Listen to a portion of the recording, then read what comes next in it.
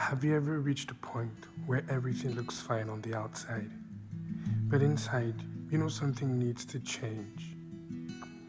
Not because things are broken, not because things have necessarily fallen apart, but because you've outgrown where you are.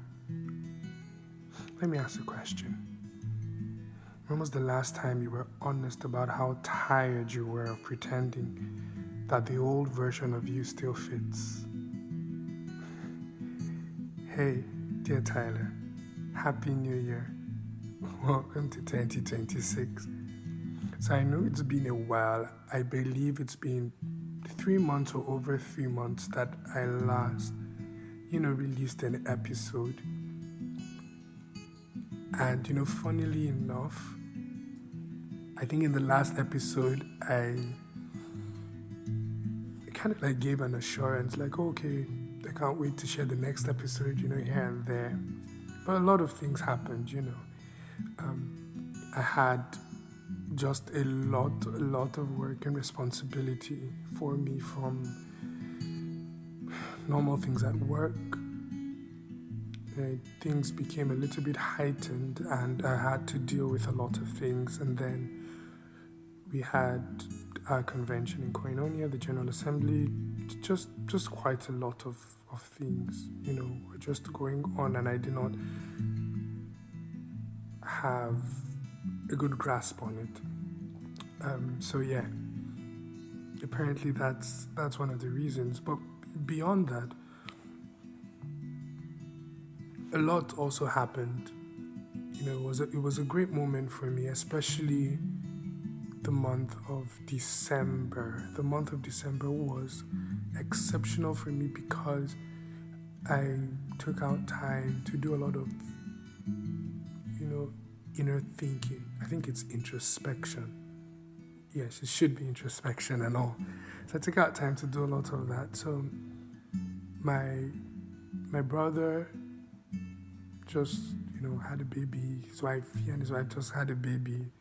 So I'm an official uncle. And within that period, he had to travel down to Jos to see his wife and everything. So I've been in his house, and it's just been me. It's been a very, very quiet moment. And so usually there's this culture that we have in Koinonia where at the end of the year we do a retreat. And I took an evaluation of how effective my retreats have been. And they've not necessarily been very effective. Most times, within the December period, by the time Koinonia closes, I'm traveling down from one ministration to the other. And by the time I get back to Abuja, it's 30th or 31st. So I'm rushing my retreats, and then resuming work on the 2nd. So it hasn't really been effective. So I started an early retreat, doing it, bit by bit, having few hours in the day, just to reflect and do a lot of things, right? And this is what inspired this particular episode, right? I realized that my life needed something fresh, something new, right? So today I want to talk about new beginnings. Not the loud, dramatic kind, but the quiet ones. The ones that start with honesty. The ones that begin when something inside whispers, there has to be more than this. In my heart, I'd realized, quite a lot of things, to be very, very fair and to be very open. I'd realized a lot of things.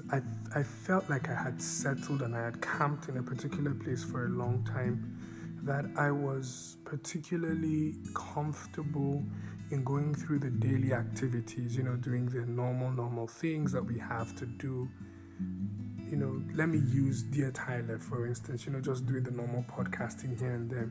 But nothing seemed exciting again. Yeah, nothing seemed exciting. And sometimes within us, we can begin to feel that tension, between who you've been and who you're becoming.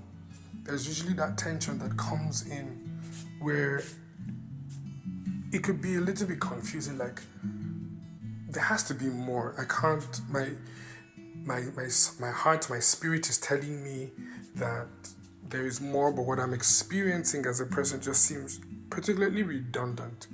And this is one of the reasons why I think this has been my best retreat ever. My best retreat ever, because number one, it was done with zero pressure. Zero pressure. I would say that I was comfortable. Comfortable in the sense that I was not trying to meet up with time. So usually there's this mindset that we have, that I've got to, get things done before the new year. Do you understand? So you're rushing, especially if you do your retreats like I did, where I started maybe on the 30th. So I have 30th, 31st, and then the 1st also. So there was no pressure on me this time, because I used probably 2-3 weeks, of proper retreating introspection. I got books that I've written down a lot of things, right? But I attested the fact that all of this came from a cry within me that there has to be more. There has to be more. There has to be more. I had complained about quite a lot of things over time, but then I said, no, there has to be more, right? I'm just in an unsatisfied position, which is a very good place for God to find you, because He'll be able to speak to you. And I want you to understand that you're not alone in this, right? That I felt this feeling of more. And sometimes trying to make sense of it all can be quite difficult, right? Trying to make sense of it all can be quite difficult. So I've been walking through a season of rebranding, right? Now, and not just logos, colors or names. This has been an internal rebrand. Now, the word rebranding, many times for me, it was very confusing. I don't really have that very strong business acumen. And when it comes to things that have to do with business, finances, marketing, and in the whole economic space, I get a little bit fidgety. I get a little bit tense, to be very honest, Tyla. So I never really liked that word, rebrand. And for me, I'd always thought that branding had to do with, visual image, right? So maybe like a logo of some sort, or maybe some colors here and there. And, within this season, I realized that that rebranding really doesn't have so much to do with all of that. There's an aspect of rebranding that deals with it, Truth be told, right? Truth be told. There's an aspect of rebranding that deals with it, changing your logo, changing maybe your brand colors or whatever it is. And usually it's to also give your viewers, your customers, those who support you, your following, right, the perception that something new is happening, something is about to change. But I realized that I had been a scapegoat of, flipping appearances. So I could, change logos, I could change my appearance, I could say this is new year, new me. But if I did not do the internal work within, I would end up repeating or reviving or resurrecting my old self just in a new way. And it will put me on that cycle, consistently back and forth. So, I really took out time to do that internal rebrand. And while I was studying, and I realized that, that a rebrand can even go deeper than just the, outward appearances. And a rebrand has no limitation. So it's not bound to a business. It's not bound to, maybe an enterprise or so, or maybe an organization. Your brand is what you represent, who you are. When you step into a particular place, what's the message that people receive from you? What do people get from you, right? If you think about the greatest brands in the world, right? You think about Apple, for instance. You think about, luxury items, an ecosystem that, hinges itself on, delivering top-notch products here and there, right? So every time you think about a particular brand, there is a message that it sends, right? Whether if it's elegance, whether if it's consistency, there's a message that it sends, right? So it does not have to be, just an enterprise or like an organization that I said, that you can become your own brand. In fact, it's very important that you as a person are an expression of a brand, right? Especially if you want to do great things in this life. You've got to have a message. There has to be an expression about you, right? So, like I said, that it's been an internal rebrand for me, right? Letting go of versions of myself that once served me, but no longer reflect who I am. When we understand growth, right, I love to use analogies. And so the analogy of a caterpillar, right? So starts at a larva, enters into that caterpillar stage, right? And after some time, it enters into its cocoon. Same caterpillar, and then after some time, it comes out as a butterfly, where the old version of itself is no longer able to sustain it, and it needs to transform itself into something else for the new season that it's entering, right? And within all of those periods, right, as a caterpillar, what it's doing is it's shedding off, it's molting, it's removing layers of skin. As it's eating, it's being transformed gradually. But then it gets to a point where it gets absolutely transformed and changed, because the season that it's entering, the caterpillar stage cannot sustain it. Do you understand? Cannot sustain it. So, like I said, I'm letting go of versions of myself that once served me, but no longer reflect who I am. And, the truth is, new beginnings and the whole rebranding process, it has a double effect. There's the part where it's exciting, right? And exciting because starting something new comes with the feel of freshness, and it has this vigor. That's why people love the new year.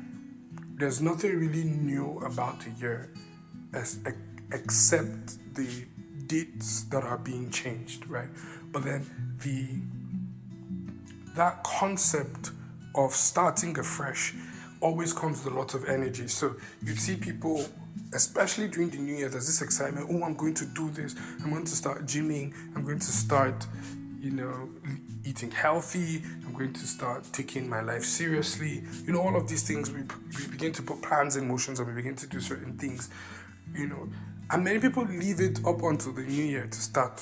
Right? It gives a sense of like, okay, new beginning and everything. But the truth is that your new year starts when you decide to take actions in a different way, do things in a different way, express things in a different way. So your new year can always be, it could be in August, it depends. But just in an official way, right, we have this calendar years to signify seasons and all. And all that we do in a new year is just change the number, right? But it doesn't change you in particular. But then that excitement, like I said, of having, something fresh to do always, puts up vigor in us. But then many times, new beginnings also come with a level of anxiety because you're stepping into new territory and you don't know what may unfold. Stepping into new territory. Now, I think this is a part where you'd really get to understand this part when you take out time to be introspective, you take out time to really analyze certain things. You begin to understand that you're doing things differently and they would give different results. Your expectation and your hope is that the results will be good. You do not know the challenges that you would be facing. You do not know the struggles that you would be having, part-time and all of that. So you could see that dilemma, right, where you're excited about it, but then there's a level of anxiety. So like I said, it all started, within the year, last year rather. I had spent a lot of time, doing a lot of things. I was involved in work, like extremely, extremely involved in work. I had a lot of responsibilities ministry-wise. I was doing dear Tyla. I was helping other people in their own projects, and somehow in the process I just felt very lost. I felt very lost. I felt very active but very unfulfilled. And, a few of my friends had reached out and they were like, oh, how far with dear Tyla? We've not heard from you in a while. And I'm like, oh, I'm tired, I'm stressed, which was not a lie, right? It was a very overwhelming year. I was tired and stressed. But I think one of the things that I did not tell people was that I was lacking motivation. It just felt very redundant. Nothing seemed to tickle my fancy. That expectation was just like, oh, I had to show up and I'll have to drag my feet. So I couldn't think of, topics. I couldn't think of episodes. I've been in situations where I've been particularly very tired, and I got a burst of energy, an idea at that time. And I'm like, oh my God, I can do this. I can actually do this. And in that tired state, I was still able to put myself together, pull myself up and get that job or get that particular thing done, right? So it clearly was not a stress thing, right? It clearly wasn't a stress thing, but it was just this dissatisfaction that was in my heart. And I started thinking about not just dear Tyla, but then things in general, from work to ministry, a lot of things that were, just bothering me, right? I started thinking about, okay, what do I represent, and all of that. And while I was just seated, the Spirit of the Lord told me, like, let's rebrand you. I'm like, I don't understand. It's like, let's rebrand you. But let's start by rebranding dear Tyla. And, like I said, I realized that, so dear Tyla is I've been doing dear Tyla for close to 6 years now. By June 29th of this year, dear Tyla is going to be 6 years. I started dear Tyla June 29th, 2020, during the pandemic. I asked myself a very, very serious question, and I said, if they ask you, what is dear Tyla's message? What is it? And I started thinking, and I could not, clearly state anything. I asked myself this question again. What does dear Tyla represent? When people listen to dear Tyla, what are they assured of getting? And I could not categorically state it. I realized something, that I was doing everything, or I was speaking about everything. Every topic was in my mouth. I was just, letting it out, saying all of those things and all. And the truth is, if you don't stand for something, right, you'd absolutely represent nothing. If you don't stand for something, you'd absolutely represent nothing. Over time, I had desired to gain an audience. So I was looking for how to pull more people, more listeners to dear Tyla. I needed more people. So I was, stretching, okay, I'll talk about this, to be able to pull enough of a crowd, right? But then I had not treated my listeners, I've not treated you as my audience. There is a purpose and a reason why you were coming and you were listening to dear Tyla. Right, there's something that pulled you. And so I have to, I thought about it. I was like, no, I have to give. Dear Tyla has to build expectation in the hearts of people, that there's an anticipation, whether if it's every Monday or whether if it's every Thursday when we release, episodes and all, that they're rushing to expect something. There's something that they hope to get at the end of the day, right? It's not about changing colors. It's not about changing logos, right? It's about redefining what dear Tyla truly represents. So over time, I realized that if I had not taken time, Dear Tyler would just be a podcast that talks without a message, without a level of assurance. Now, does it mean I cannot have an opinion about everything? Oh no, sure, I can. I can have an opinion about everything, but the truth is that my message is not everything. There is a very unique and distinct message that I should have. And one of the things that the Lord told me, was the scripture rather, that He shared with me, is Isaiah 43, 18 to 19. Forget the former things, do not dwell on the past. Say, I'm doing a new thing, now it springs up. Do you not perceive it?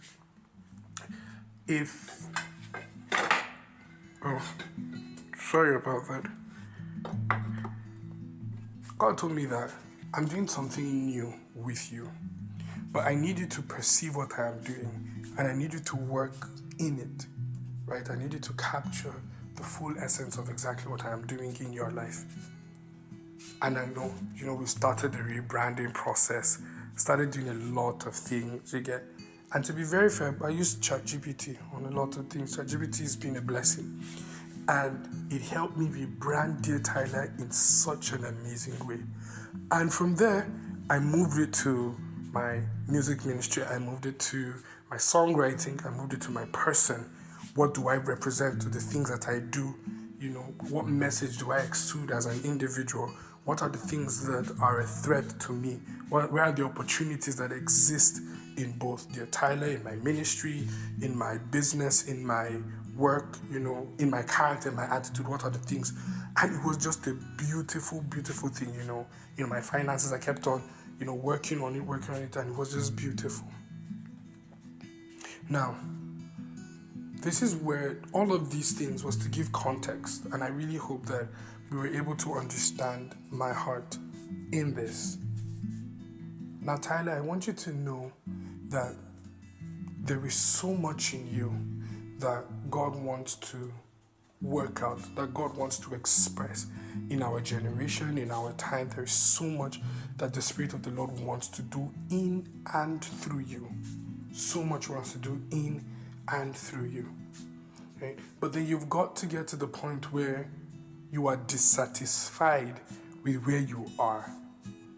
And many of the things that would need to change are not physical things, are not things, outside of yourself. Many of the things that need to change are very, very internal.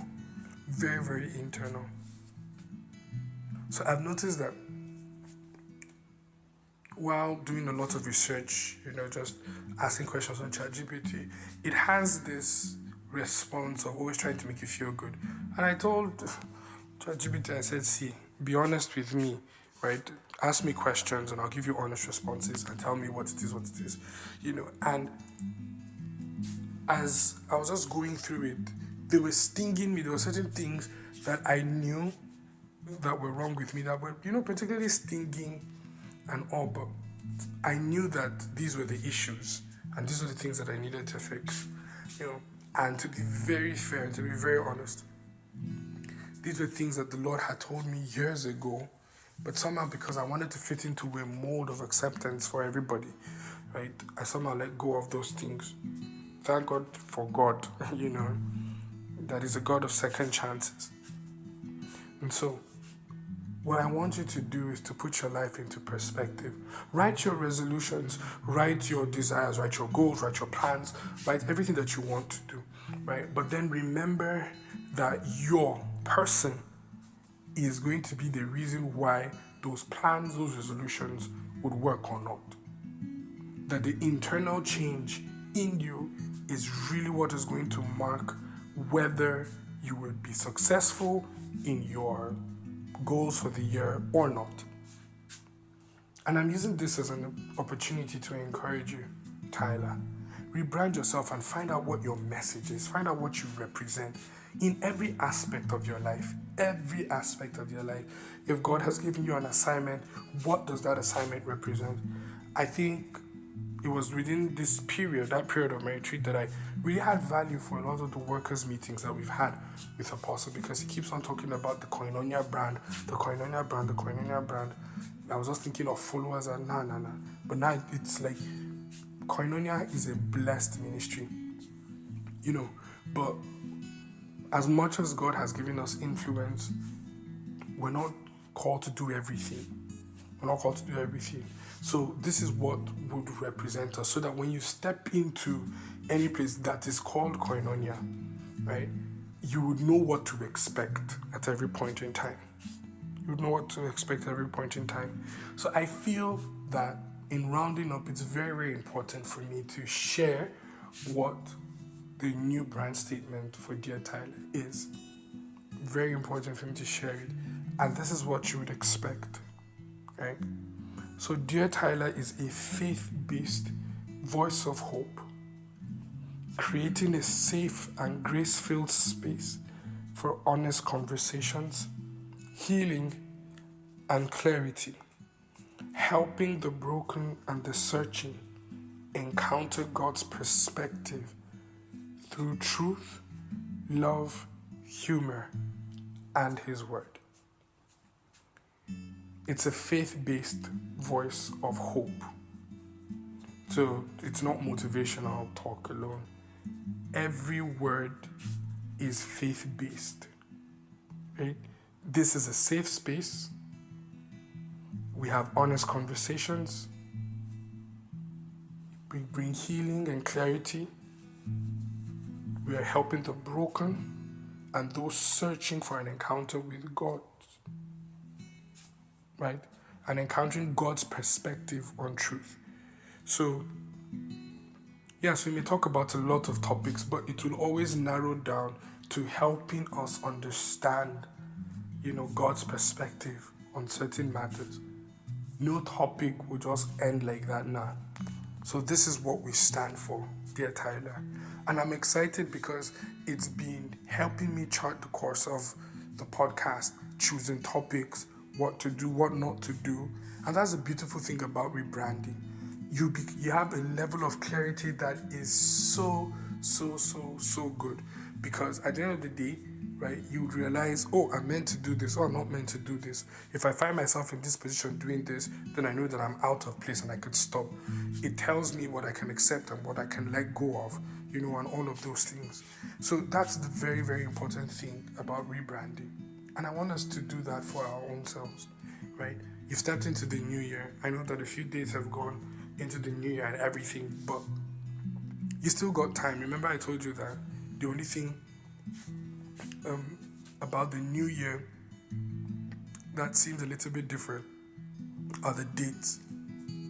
But your new year starts when you begin to do new things, right? And behave in new ways, change old ways, and pick up new, characters or characteristics, and all of that. So I'm really excited about what God is going to do in and through Dear Tyla.